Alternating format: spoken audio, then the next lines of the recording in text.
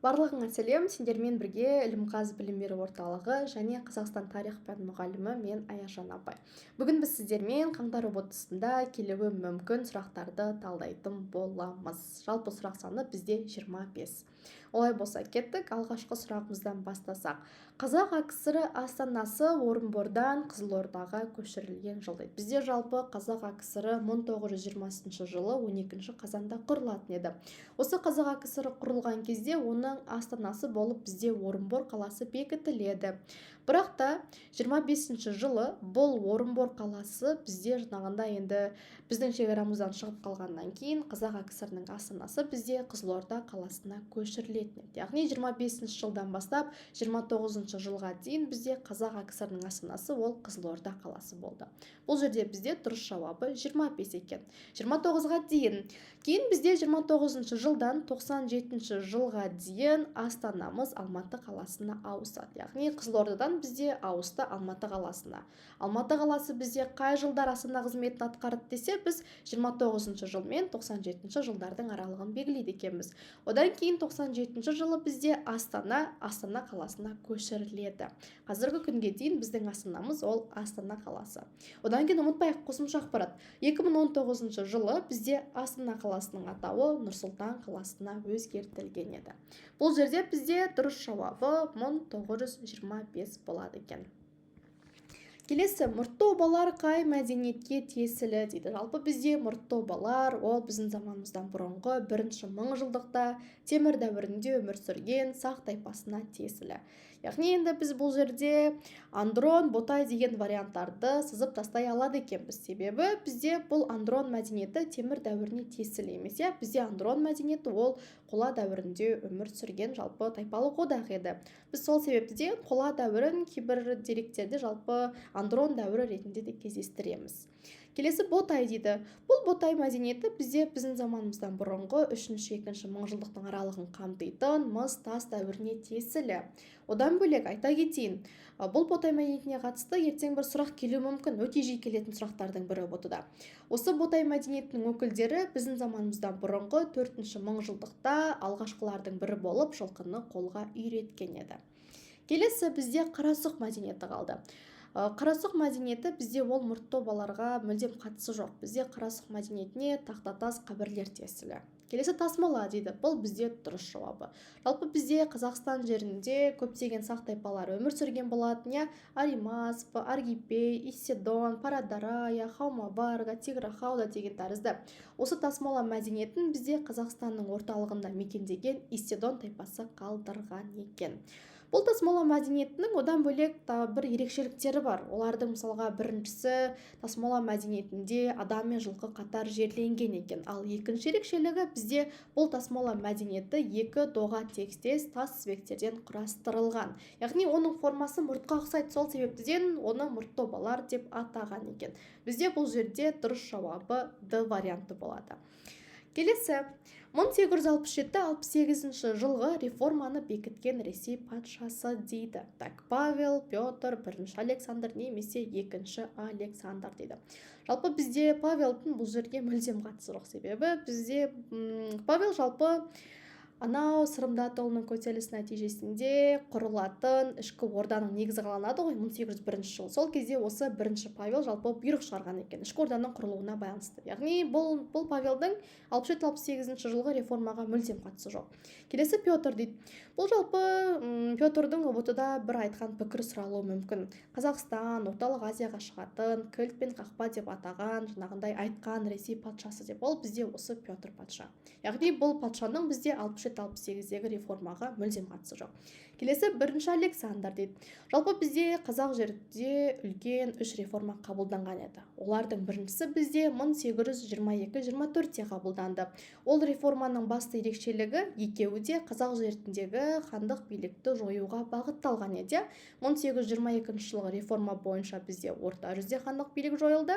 1824 жылғы реформа бойынша бізде жалпы кіші жүзде хандық билік жойылатын еді. Ол реформаны бізде 1-ші Александр бекіткен. Яғни бұл 1-ші Александрдың 67-68-дегі реформаға қатысы жоқ. Так, сызып тастаймыз. Келесі екінші Александр дейді. Бұл бізде дұрыс жауабы. Мен оқушыларыма үнемі айтамын, бізде 3 Александр бар. Біз оларды қалай жаттаймыз деп. Бірінші 22-24-тегі реформаны бірінші Александр бекітеді.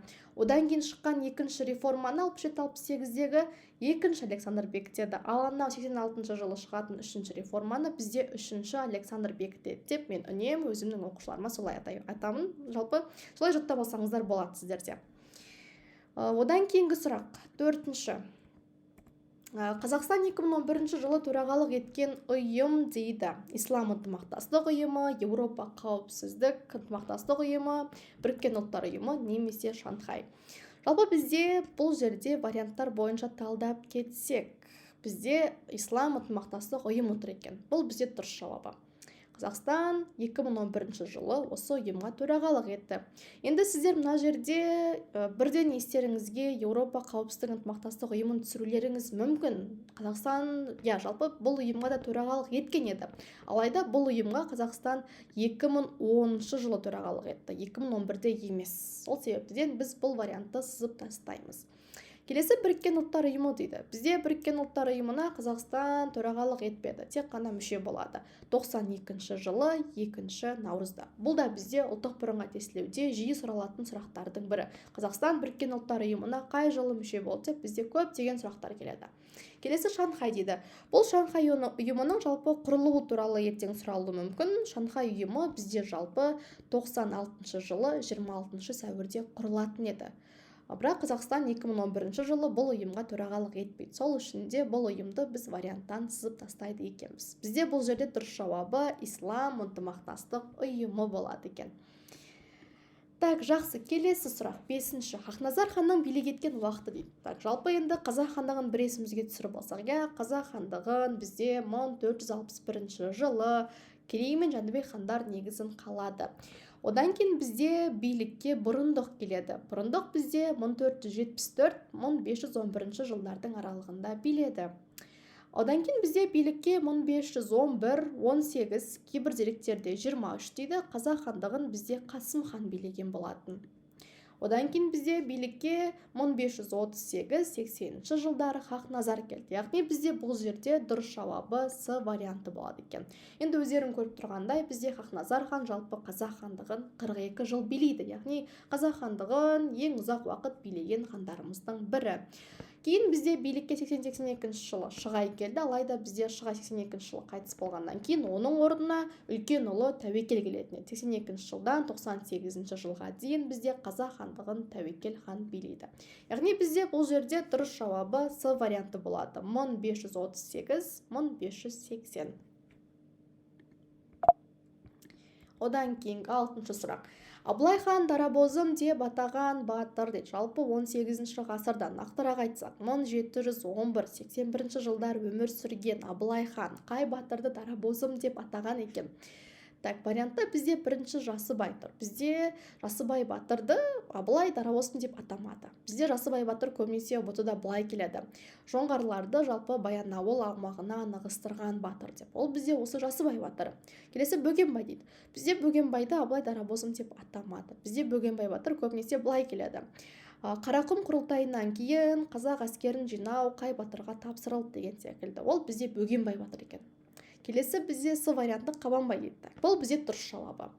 Абылай хан осы Қабанбай батырды өзінің дарабозым деп атаған екен. Одан бөлек бұл Қабанбай батырдың ертең шын есімі сұралуы мүмкін. Бізде Қабанбай батырдың шын есімі Ерасыл екен. Одан бөлек бізде енді Қабанбай батырдың әйелі де болған. Мысалға Қабанбай батыр 18-ші ғасырда анау жоңғарларға қарсы енді шапқан батырлардың бірі ғой. Сол өзінен бөлек бізде Қабанбай батырдың әйелі Гаухарда жауға қарсы шапқан біздің батыр қыздарымыздың бірі екен. Оның есімі Гаухар. Ертең сұралуы мүмкін Қабанбай батырдың әйелінің есімі деп. Келесі Наурызбай дейді. Бұл вариант бізде келмейді. Наурызбайды бізде Абылай дарабозым деп атамады. Дұрыс жауабы Қабанбай болады екен.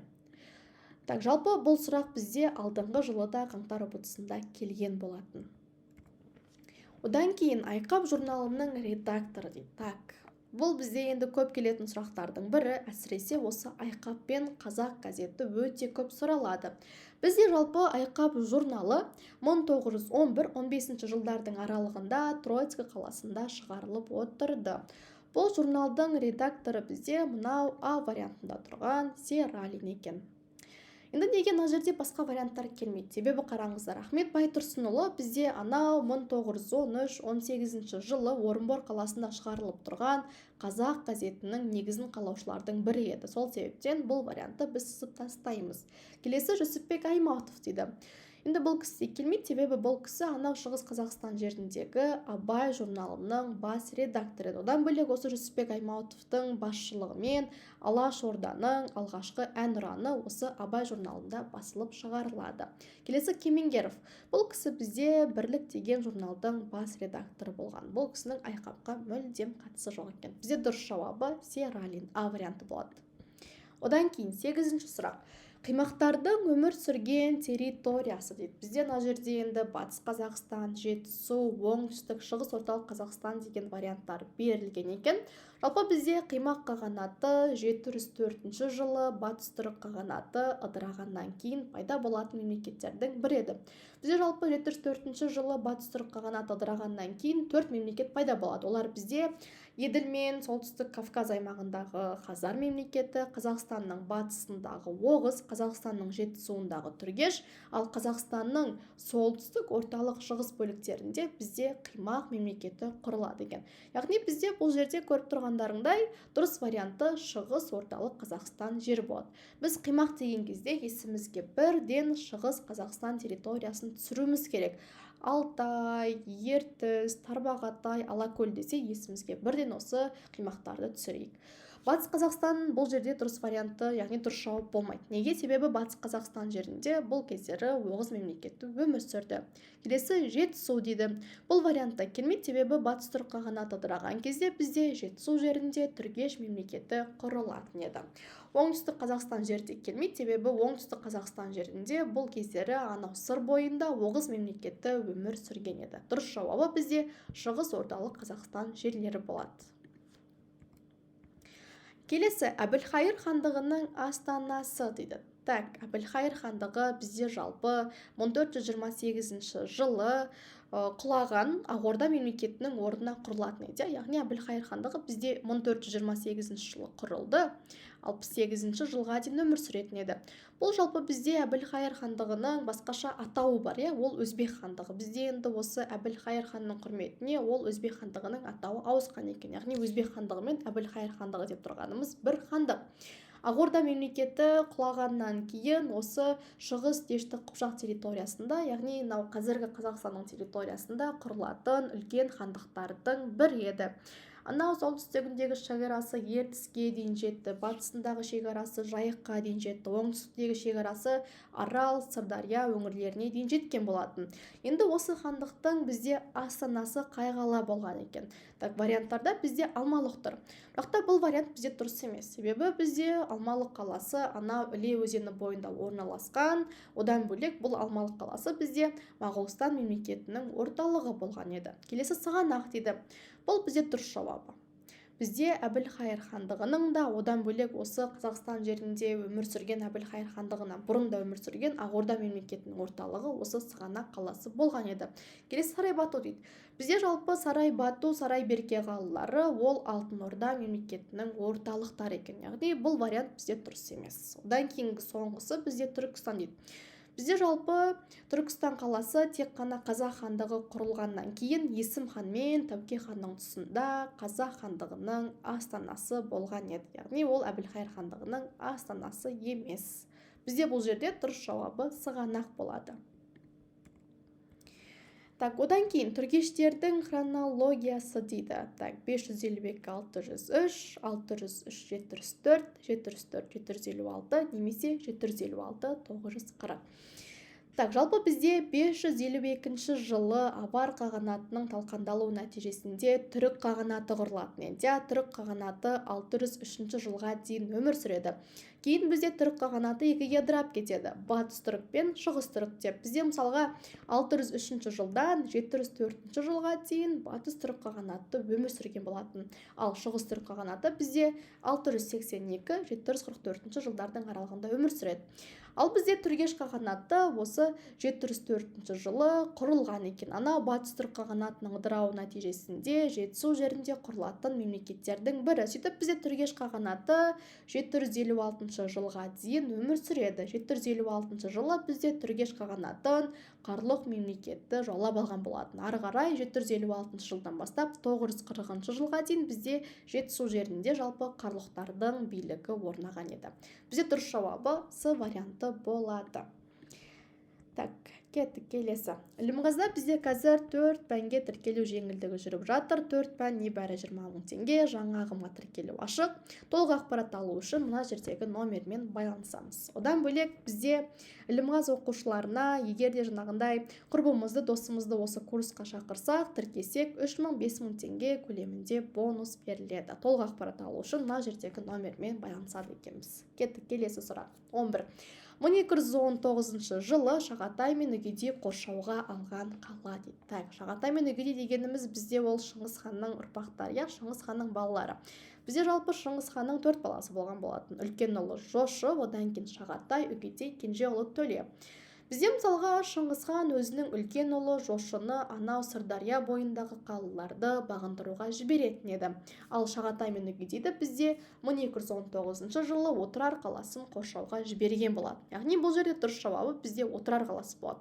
Отырар қаласы барлығымыз білетіндей 6 ай бойы қорғанады. Ал бізде аяқтағы Сығанақ, Баласағұн, Ашнас деген қалалардың барлығы Сырдария бойында орналасқан. Яғни бізде бұл қалалардың барлығын Шыңғыс ханның бірінші ұлы, яғни тұңғыш ұлы Жошы бағындырған екен. Сығанақ бізде 7 күн 7 түн қорғанған болатын, Баласағұн бізде ұрыссыз беріледі, ал Ашнас қаласы бізде 15 күн қорғанды. Ал енді бізде Төле қай аумаққа кетті? Жалпы бізде Шыңғыс хан өзінің кенже ұлы Төленің алып, анау Бұхара аймағын бағындыруға аттанған болатын. Небәрі 1219-24 жылдардың аралығында Шыңғыс хан Орталық Азия мен Қазақстан жерін толығымен өзіне бағындыратын еді. Так, олай болса, кеттік келесі сұрақ. Бізде Сырымдатұлы көтерілісі кезінде өлтірілген кіші жүз ханы дейді. Так, Ералы, Есім, Айшуақ, Қаратай. Бір қызығы, мына жердегі 4 варианттың барлығы осы Сырымдатұлының көтерілісі кезінде хан болған адамдар. Жалпы бізде Сырымдатұлының көтерілісі басталған кезде кіші жүздің ханы болып бізде Нұралы хан сайланған болатын. Яғни бізде Нұралы Әбілқайыр қайтыс болғаннан кейін 1748 жылы билікке келді, 86 жылға дейін билік етеді. 86 жылы бізде Нұралыны хан тағынан алып тастап, оны Уфаға жер аударады да, бізде Нұралы хан 1790 жылы сол Уфа қаласында қаза табатын еді. Бізде одан кейін билікке 1791 жылы Ералы келеді. Так, бұл сұрақ бізде көп келіп жатыр. Алдыңғы жылда келген болатын, қазір де келуі мүмкін. 91 жылы Ор қаласында хан сайланған билеушілердің бірі бізде осы Ералы. 95 жылға дейін билік етеді. Так, бірақ та бізде Ералы ол жаңағындай бұл көтеріліс кезінде өлтірілмейді. Келесі бізде Есім деген вариант бар екен. Так, бұл жерде бізде дұрыс жауабы Есім хан болады. Ералы қайтыс болғаннан кейін 95 жылы бізде хан тағына Есім келетін еді. Алайда бізде осы Сырымдатұлының көтерілісі кезінде жалпы көтерілісшілер анау хан сарайына шабуыл жасаған кезде бізде жалпы осы Есім хан қаза табады екен. 97 жылы. Так, дұрыс жауабы бізде осы Есім хан болады. Келесі Айшуақ дейді. Бізде енді Есім хан қайтыс болғаннан кейін Ресей патшалығы кіші жүздің ханы ретінде Айшуақты хан сайлаған болатын. Бірақ та бізде Айшуақ бұл көтеріліс кезінде қаза таппайды, өлтірілмейді. Сөйтіп бізде 97 жылдан бастап Айшуақ билік етті. Одан бөлек енді Айшуақты тікелей Ресей патшалығы хан ретінде бекіткен болатын. Енді бірақ та оған бағынғысы келмеген кіші жүздің ру ақсақалдары сол өздерінің ханы ретінде бізде Айшуақпен қатар Қаратайды да хан сайлаған екен. Яғни бізде осы жылдары 2 хан билік етті. Біреуі Айшуақ, біреуі Қаратай. Так, бұл 2 вариант бізде жатпайды. Яғни дұрыс жауап Есім. Одан бөлек Қаратайға байланысты бір ақпарат бар. Бізде мысалға алдыңғы жылы бұл сұрақ ұбт-да келген болатын. Сырымдатұлын Хиуаға қудалаған сұлтан деп, ол бізде осы Қаратай сұлтан екен. Бізде мысалға Сырымдатұлының көтерілісі 97 жылы аяқталады. Сырымдатұлы Хиуа жеріне кетіп, сол жақта қайтыс болатын еді. Так, одан кейінгі сұрақ. 1837-47 жылдар аралығында болған көтерілісті ұйымдастырды кім дейді? Сырымдатұлы, Исатай мен Махамбет, Жоламан Тіленшіұлы немесе Кенесары Қасымұлы. 10 жылға созылған көтерілісті бізде кім ұйымдастырды екен? Бірінші Сырымдатұлы дейді. Бұл вариант бізде дұрыс емес. Себебі Сырымдатұлының көтерілісі бізде 1783-97 жылдардың аралығында болатын еді. 14 жылға созылды. Ол бізде дұрыс емес. Яғни ол мына жердегі варианттардың ішіндегі артығы дұрыс емес. Келесі Исатай мен Махамбет дейді. Бізде жалпы 1836-38 жылдардың аралығында болған ішкі ортадағы көтерілісті басқаратындардың бірі осы Исатай мен Махамбет еді. Яғни олардың көтерілісі бізде 37 мен 47 жылдардың аралығында болмады, 36-38-де болды. Так что бұл вариантты біз сызып тастаймыз. Келесі Жоламан Тіленшіұлы дейді. Табын руынан шығатын Жоламан Тіленшіұлы бізде өзінің көтерілісін 1822-25 жылдардың аралығында ұйымдастырған болатын. Жоламан Тіленшіұлының көтерілісінің басты себебі анау жаңа елек бойындағы жерлерді қайтарып алу. Бірақ та бұл кісінің көтерілісі 37 мен 47 жылдардың аралығында болмайды. Сол үшін сызып тастаймыз. Келесі бізде соңғы вариант Кенесары Қасымұлы дейді. Бұл бізде дұрыс жауабы. Бізде жалпы Кенесары Қасымұлы өзі 1802 жылы Көкшетау жерінде дүниеге келеді. 1841 жылы осы көтеріліс кезінде хандық билікті қалпына келтіретін еді. Яғни жалпы қазақ хандығының соңғы хандарының бірі бізде осы Кенесары хан. Бірақ та бізде Кенесары хан 1847 жылы анау қырғыз манаптарымен болған шайқаста Кекілік Сеңгір деген Майтөбе деген жерде жалпы қаза табатын еді. Кенесары Қасымұлының көтерілісі бізде жеңіліспен аяқталады. Жалпы бізде осы 37-47 жылдардың аралығын қамтыған еді. Одан кейін Алтын Ордада ислам дінін алғаш қабылдаған хан дейді. Бату, Берке, Өзбек, Ұрыстыр варианты. Жалпы бізде Бату осы Алтын Орда мемлекетінің енді негізін қалаушылардың бірі, Жошының ұрпағы. Жалпы бізде бұл Алтын Орда мемлекеті Жошы ұлысының территориясында құрылатын еді. Мысалға бізде тарихта бірақ Бату ислам дінін алғаш қабылдамайды. Жалпы бізде Бату ол көбінесе мынандай сұрақ болып келеді. Батудың батысқа жорығы неше жылға созылды деген тәрізді. Бізде мысалға Бату хан анау Еуропа жеріне 36 жыл мен 1236-42 жылдардың аралығында 7 жылдық жорықты ұйымдастыратын еді. Келесі бізде Берке тұр варианты. Бізде бұл жерде дұрыс жауап Берке болады. Батудан кейін билікке келген Жошы ханның 3-ші ұлы Берке бізде ислам дінін алғаш қабылдаған хандардың бірі екен Алтын Орда мемлекетінде.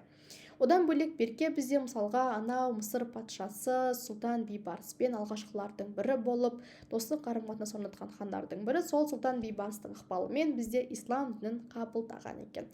Келесі Өзбек дейді. Енді бізде бұл жерде мына сұрақты оқыған кезде оқушылардың барлығы мүмкін Өзбек хан деп ойлады. Мысалға Өзбек ханның да бізде жалпы ислам дініне қатысы бар. Бізде Өзбек хан 1312 жылы ислам дінін осы Алтын Орда мемлекетінде мемлекеттік дін ретінде жариялайтын еді. Алайда ол кісі алғаш қабылдамады. Бізде алғаш қабылдайды Берке, ал мемлекеттік дін ретінде жариялайды ол Өзбек хан екен.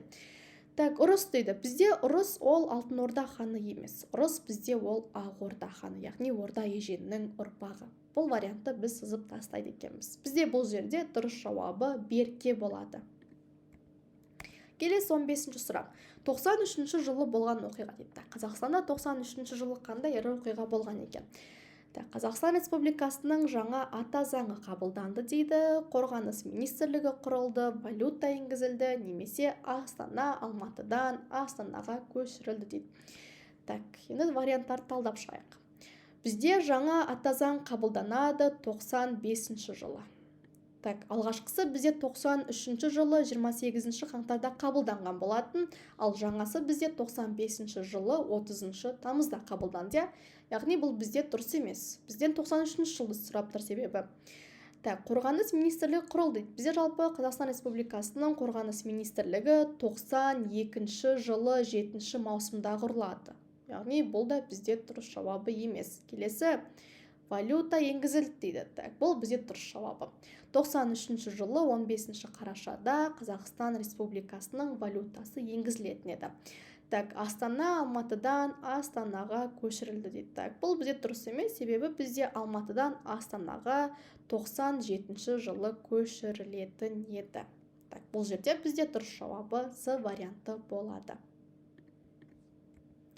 Келесі, керейттердің астанасы дейді. Балықты, Битөбе, Күнгіт немесе Қарақорым. Бізде жалпы бұл керейт мемлекеті алғашқы кезеңдері Моңғолия территориясында өмір сүрген болатын, иә. Енді варианттарды талдап шығайық. Балықты дейді. Балықты деген вариантты сызып тастаймыз. Неге? Себебі балықты ол наймандардың астанасы болды. В вариантында тұрған Битөбе бұл дұрыс вариант. Бізде керейттердің орталығы Битөбе қаласы болған болатын. Күнгіт деген вариант келмейді. Неге? Себебі Күнгіт ол түргештердің кіші ортасы еді. Ал Қарақорым деген вариантта келмейді, себебі ол бізде ана Моңғол империясының орталығы болған қала. Бұл жерде бізде дұрыс жауабы Битөбе болады. Келесі, 3-ші ғасырдағы ғұн билеушісі дейді. Бізде вариантта Чый-Чый тұр, Мөде тұр, Атила тұр, одан кейін Үшлік тұр. Бізде 3-ші ғасыр деп сұрап тұр, иә. Енді варианттар талдап көрейік. Бізде Чый-Чый ол 1-ші ғасырға тиесілі. Себебі бізде 1-ші ғасырда нақтырақ айтсақ, біздің заманымыздан бұрынғы 55-ші жылы ғұн мемлекеті екіге бөлінетін еді. Оңтүстік ғұн мен солтүстік ғұн болып. Оңтүстік ғұндар бізде Қытайдың қолында тәуелдікте қалады, ал солтүстік ғұндар осы Чый-Чыйдың бастауымен өзінің ұлы қоныс аударуын бастайтын еді. Яғни бұл кісі бізде 1-ші ғасырда өмір сүрген, 3-ші ғасырда емес. Сол үшін де біз бұл вариантты сызамыз. Келесі, Мөде дейді. Бұл бізде дұрыс жауап болады.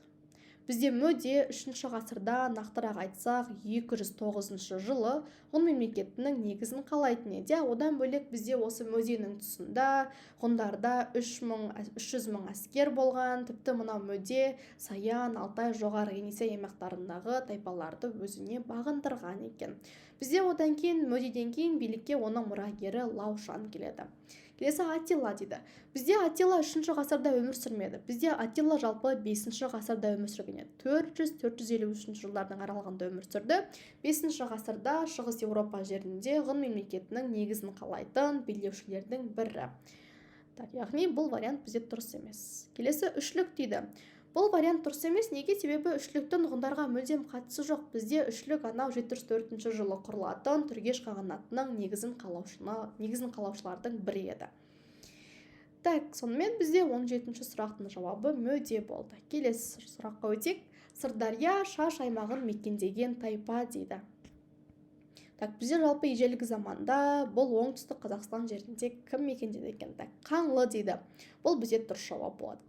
Бізде мысалға алғашқы кезеңдері қаңлылар солтүстік шығыс Қазақстан жерінен ғұндардың ығыстыру нәтижесінде Қазақстанның оңтүстігіне қарай Сырдария Шаш аймағына қарай келіп қоныстанған болатын. Осы жақта өздерінің мемлекетін құрады. Одан кейін Үйсін дейді. Бұл вариант қате, себебі бізде Үйсіндер тек қана Жетісу жерінде өмір сүрді. Түргештер дегенде вариант бізде қате, себебі түргештер бізде ана батыс түрік қағанатының орнына Жетісу жерінде құрылатын мемлекеттердің бірі еді. Ғұн деген вариантта келмейді, себебі бізде ғұндар алғашқы кезеңдері Қытай жерінде өмір сүрді, кейін мынау қаңлыларды оңтүстікке қарай ығыстырып, өздері жаңағындай қаңлылардың алғашқы қоныстанған солтүстік шығыс Қазақстан өңіріне келіп қоныстанған болатын. Біз қараңыздар, Сырдария деген кезде есімізге тек қана Қаңлы мен Оғыз мемлекетін есімізге түсіруіміз қажет. Бізде мысалға ежелгі заманда Сырдария бойында Қаңлы мемлекеті өмір сүрсе, ал орта ғасырда бізде Оғыз мемлекеті ғана өмір сүрген болатын. Яғни енді бұл жерде бізде Оғыз деген вариант жоқ, значит біз бұл жерде бірден ойланбастан Қаңлы мемлекетін белгілеуіміз қажет екен. Одан кейінгі сұрақ. Үйсіндердің билеуші лауазымы дейді. Тулы, Шаню, Жабғу немесе Гуньмо дейді. Жетісу жерінде өмір сүрген Үйсін мемлекетінің билеуші лауазымы қандай болған екен? Тулы дейді. Бұл вариант бізде қате, себебі Тулы деген ол Үйсіндердің билеушісінен кейін тұрған бас уәзірдің лауазымы. Яғни біз Үйсіндерде бас уәзір бізде Тулы деп аталды. Келесі Шаню дейді.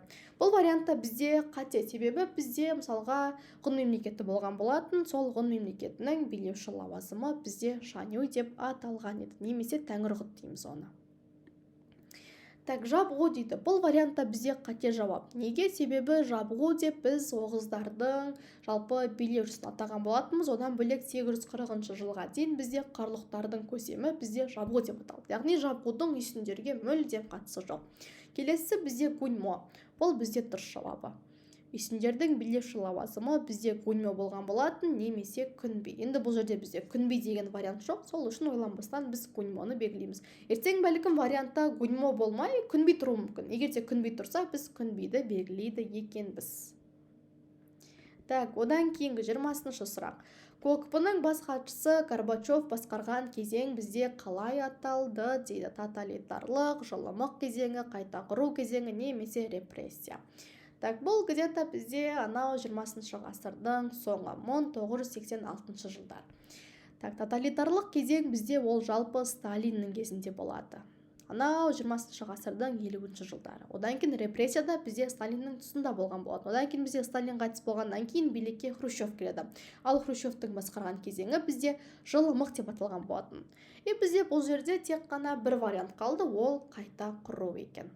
Дұрыс жауабы бізде С варианты болады. Так, одан кейінгі сұрақ. Оғыздарды Сыр, Арал, Каспий бойынан ығыстырған тайпа дейді. Бізде жалпы Оғыз мемлекетінің этникасы Жетісу аумағында қалыптасады. Тіпті Оғыздардың Жетісу жерінде ескі Гузия деген орталығы болған екен. Кейіннен бізде сол Жетісу жерінде өмір сүріп жатқан Оғыздарды Қарлұқ тайпасы келіп, Сыр бойына қарай ығыстырады. Сөйтіп бізде Оғыз мемлекеті 9-шы ғасырда осы Сыр бойында қалыптасатын еді. Яғни мына жердегі Қарлұқ деген вариант келмейді, себебі Қарлұқтар Оғыздарды Сыр бойынан ығыстырып тұрған жоқ, наоборот, Сыр бойына қарай ығыстырып тұр, Жетісу жерінен. Қарахан деген вариант келмейді, себебі бізде 10-шы ғасырда жалпы Оғыз мемлекеті Қарахан мемлекетімен жақсы қарым-қатынаста болған. Қыпшақ дейді. Бұл бізде дұрыс жауабы. Бізде жалпы Қазақстанның осы кезеңдері 11-ші ғасырларында жалпы солтүстігін, орталығын, шығыс бөлігін бізде Қыпшақ хандығы билеген болады. Енді Қыпшақ хандығы бізде соңына қарай осы 11-ші ғасырларда Оғыздарды Сыр, Арал, Каспий бойынан ығыстырып тастаған екен. Так, Түргеш деген вариант бізде келмейді, себебі бұл Оғыз мемлекеті бізде жалпы 9-шы ғасыр мен 11-ші ғасырларда өмір сүрді, ал Түргеш қағанаты бізде уже анау 8-ші ғасырда ыдырап кететін еді. 756 жылы Қарлұқ мемлекеті келіп бізде Түргеш қағанатын басып алатын еді. Осылайша бізде Түргеш қағанаты өзінің өмір сүруін аяқтайды, яғни Оғыздарға түргештердің мүлдем қатысы жоқ. Одан кейінгі сұрақ. Шәкәрім Құдайбердіұлының шығармасы дейді. Тауарих Хамса, Манас, Ескендір, немесе мұсылмандық шарты. Мына жердегі А вариантындағы Тауарих Хамса еңбегінің авторы бізде Құрбанғали Халид. Бұл бізде дұрыс емес. Сол сіз тастаймыз. Келесі Манас дейді. Манастың бізде авторы ол Шоқан Уәлиханов. Ал Ескендірдің авторы бізде Абай Құнанбайұлы. Бізде бұл жерде тек қана бір дұрыс шығарма қалды, ол мұсылмандық шарт екен. Одан бөлек бізде осы Шәкәрім Құдайбердіұлының 1911 жылы жарыққа шыққан Түрік қырғыз һәм хандар шежіресі деген еңбегі көп сұралады. Одан бөлек бізде Шәкәрім Құдайбердіұлының ана Уақтабаншы бұрынды жылдарын суреттейтін Қалқаман Мамыр дегенде шығармасы бар. Бұл шығармаларды қосымша айтып жатырмын, себебі ертең ұбт-да келуі мүмкін. Бұл жердегі дұрыс жауабы бізде мұсылмандық шарты болады екен. Одан кейін Тарихи Рашиди шығармасы не туралы дейді? Моғолстан мемлекеті жайлы дейді, Жошы династиясы туралы, қазақ хандарының шежіресі жайлы, немесе Мұхаммед Хайдар Дулатидің өмірбаяны дейді. Бізде жалпы Тарихи Рашиди шығармасының авторы ол Мұхаммед Хайдар Дулати. 1499-1551 жылдардың аралығында өмір сүрген Дулат тайпасынан шыққан тарихшылардың бірі, алайда бұл шығарма бұл кісінің өмірбаяны туралы емес. Тағы да айта кетейін қосымша, осы Тарихи Рашиди шығармасы бізде парсы тілінде жазылған шығармалардың бірі екен. Алдыңғы жылы нағыз ұбт-да бұл сұрақ келген болатын. Енді варианттарды талдап өтейік. Моғолстан мемлекеті жайлы дедік, бұл бізде дұрыс жауабы. Жалпы бізде Жетісу жерінде құрылатын Моғолстан мемлекеті туралы Мұхаммед Хайдар Дулати осы Тарихи Рашиди шығармасында жазған екен. Келесі Жошы династиясы туралы дейді. Бұл вариант бізде келмейді, себебі Жошы династиясы туралы жазылған еңбек бізде ол Өтеміс Қажының Шыңғыснама деген дерегі, яғни еңбегі. Қараңыздар, Шыңғыснама дерегі не туралы деп ертең сұрақ келуі мүмкін. Сол кезде көп оқушылар қуанады. Ойнау бір оңай сұрақ болды ғой деп. Бірақ та Шыңғыснама еңбегі бізде Шыңғысхан туралы емес. Ол бізде Шыңғысханның үлкен ұлы Жошы династиясы, яғни Жошы ұрпақтары туралы жазылған шығарма екен. Оның авторы бізде Өтеміс Қажы. Келесі, қазақ хандарының шежіресі жайлы дейді. Бұл бізде дұрыс емес, себебі бізде қазақ хандарының жалпы шежіресі жайлы Шәкәрім Құдайбердіұлының түрік қырғыз һәм хандар шежіресі еңбегінде сипатталған болатын. Бізде бұл жерде тек қана дұрыс жауабы Моғолстан мемлекеті жайлы деген вариант. Одан бөлек жалпы қазақ хандығының құрылуы жайлы осы тарихи Рашиди шығармасында ең алғаш жаңағындай көрсетілетін еді. Неге? Себебі қазақ хандығының құрылуы кезінде бізде Моғолстан мемлекеті үлкен рөл атқарған болатын.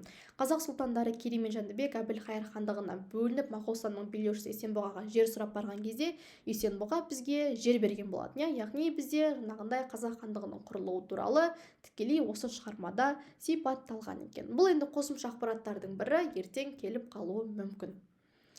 Так, одан кейінгі сұрақ бізде ислам діні таралған соғыс дейді. Так, бізде енді ислам дініне қатысты соғыс. Так, Куликова дейді. Так, бұл дұрыс емес. Себебі бізде Куликова шайқасының ислам дініне мүлдем қатысы жоқ. Себебі бұл Куликова шайқасы 1380 жылы Алтын Орда билеушісі Мамай мен орыс князі Дмитрий Донскийдің арасында болатын шайқас. Бұл шайқаста бізде Дмитрий Донский жеңіске жететін еді. Ислам дініне қатысы жоқ. Келесі Құндызшы.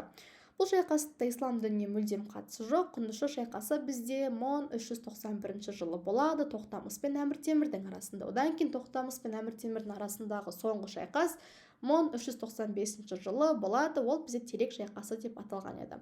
Осы Әмір Темірдің жаулаушылық жорықтар нәтижесінде бізде Алтын Орда мемлекеті жалпы ыдырайтын еді. Келесі Атлах дейді. Бұл бізде дұрыс жауабы.